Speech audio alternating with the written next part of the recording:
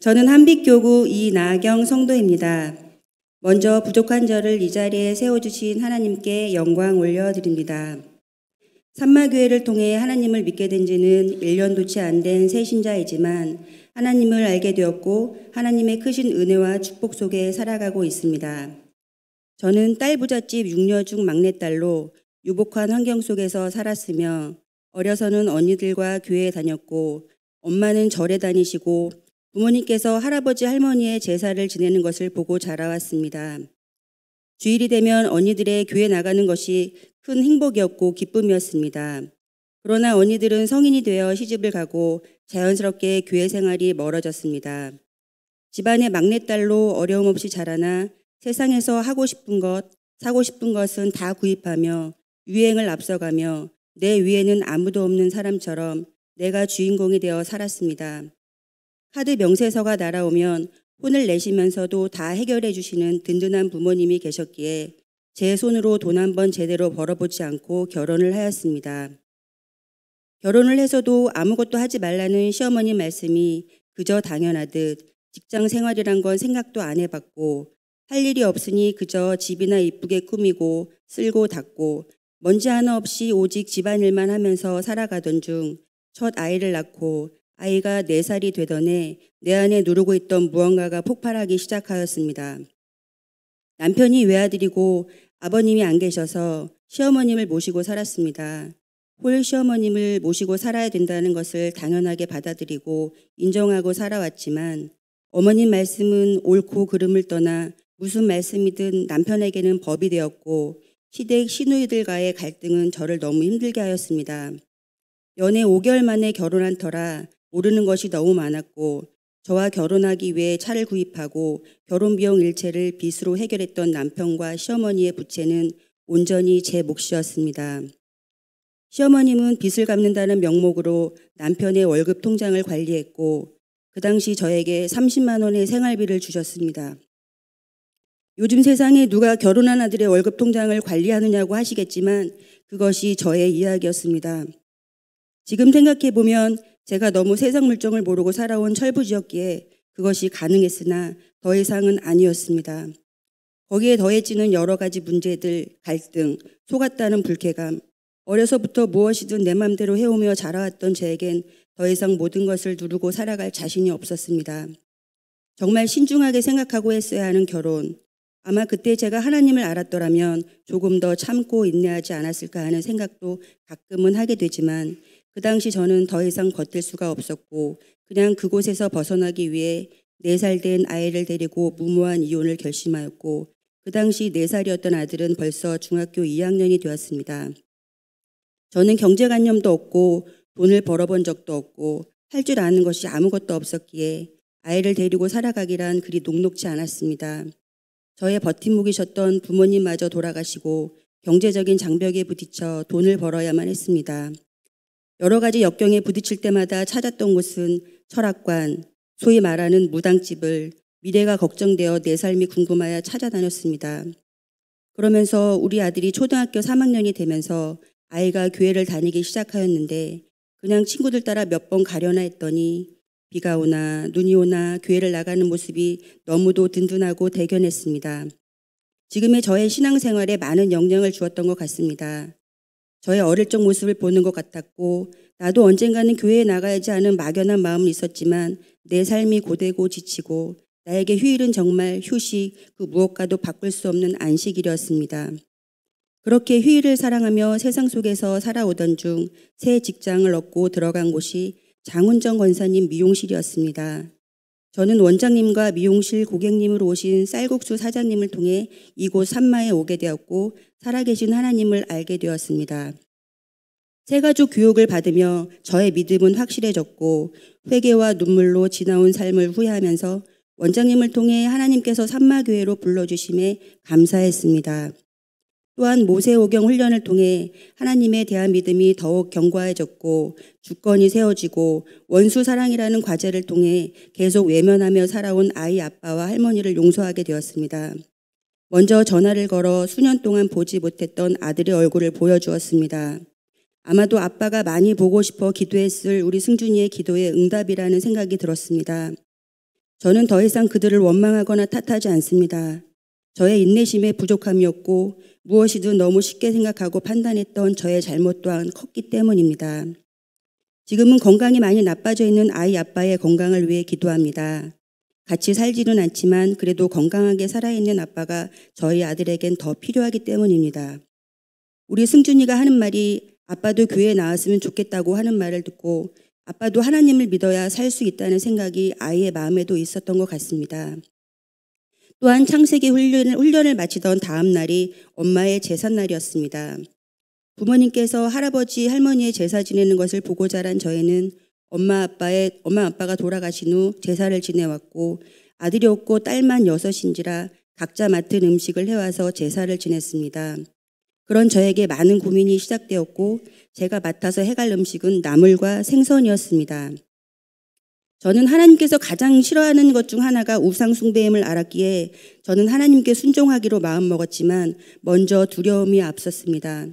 그것은 언니들과의 부딪힐 장벽이 있었기에 걱정이 먼저 앞섰고 한번 거짓말을 해서 이번만 못 간다고 피해볼까? 그럼 다음에 또 핑계를 대야 하는 상황에서 제가 만약 부모님 제사에 안 가겠다고 말하면 그 5명의 언니들이 한마디씩만 비난을 해도 5마디의 비난을 받고 상처받을 것이 불보듯 뻔해 감당할 자신이 없었습니다.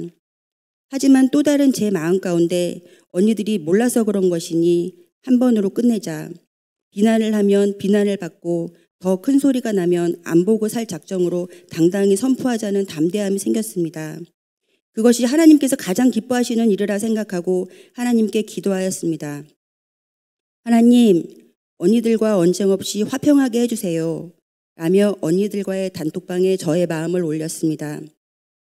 나는 내일 엄마 제사에 안 갈 거야. 나는 침례받았고 하나님의 자녀로 다시 태어났어. 하나님께서 가장 싫어하시는 우상 숭배는 죄악이고 엄마가 와서 제사 음식을 받는 것이 절대 아니란 걸 난 알기 때문에 난 앞으로 제사에는 절대 참석하지 않을 거니까 내 신앙으로 인해 언니들과 의상하고 싶지 않으니 나의 신앙을 존중해주고 이해해주길 바랄게.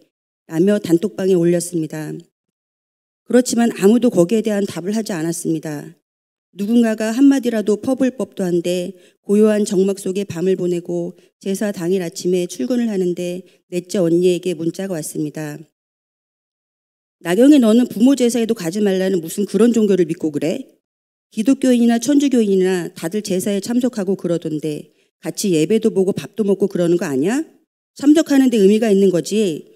그러길래 제가 답변하였습니다. 우리가 같은 기독교인이라면 모여서 예배도 드리고 밥도 먹고 하겠지만 언니 나랑 예배 같이 드릴 거 아니잖아? 제사 자리라서 나는 참석할 수가 없고 앞으로 다시는 내게 제사 얘기는 안 꺼냈으면 좋겠어. 라며 단호하게 답했습니다. 그 후로 몇 분의 정막이 흐르고 언니에게 답변이 왔습니다.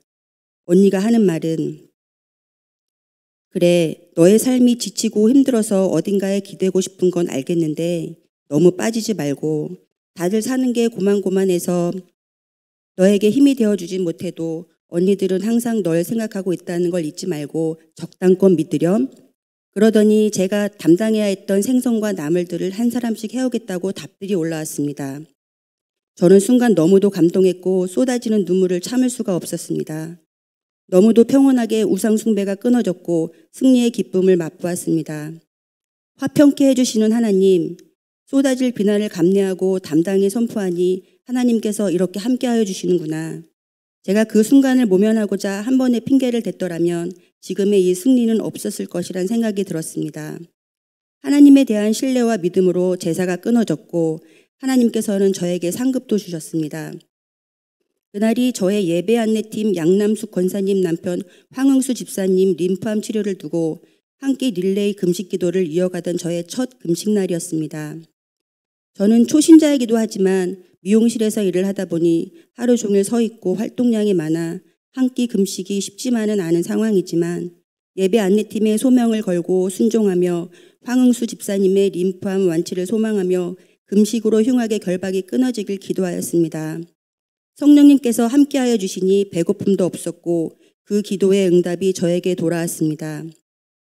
여자 혼자 아이를 키운다는 것은 금전적으로나 그다지 넉넉지 않은 삶 가운데 하나님께서 상금으로 1,000만 원을 주셨습니다. 정말 생각지도 않았던 친정집에 10년 넘게 해결보지 못했던 보상 문제가 너무도 순조롭게 3일 만에 갑작스럽게 해결이 됐고 6천만 원을 생각했었지만 못 받을 수도 있었던 돈을 8천만 원을 받게 되었습니다. 정말 기적 같은 일이 아닐 수 없었습니다. 언니들 그 누구도 해결될 것이라 생각지 못했던 문제를 우리 하나님께서 해결해 주셨습니다.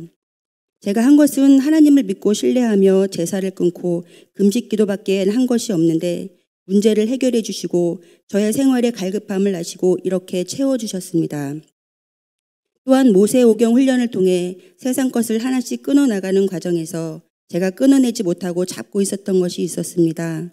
하나님과 저만이 아는 은밀한 문제.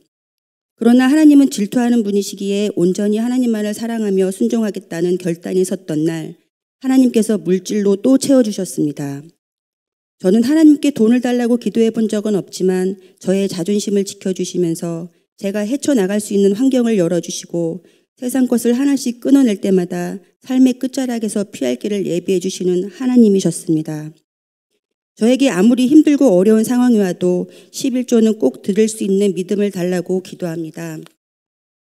11조는 하나님이 물질이 주인이시며 천국에 쌓아두는 예금이기도 하지만 하나님께서 그보다 더 많이 채워주실 것을 알고 있기 때문입니다. 말라기 3장 10절 말씀, 만군의 여호와가 이르노라 너희의 온전한 11조를 창고에 들여 나의 집에 양식이 있게 하고 그것으로 나를 시험하여 내가 하늘문을 열고 너희에게 복을 쌓을 곳이 없도록 붙지 아니하나 보라. 지금은 저희 아들과 예수님 얘기할 때가 가장 행복합니다. 중학교에 올라간 후로 많이 예민해지고 사춘기를 겪고 있지만 제가 하나님을 알고 난 후로 같은 하나님을 믿는다는 공통 주제가 생겼고 사춘기 또한 잘 넘기고 있습니다. 우리의 공통 주제는 예수님, 성경 말씀, 산마교회입니다.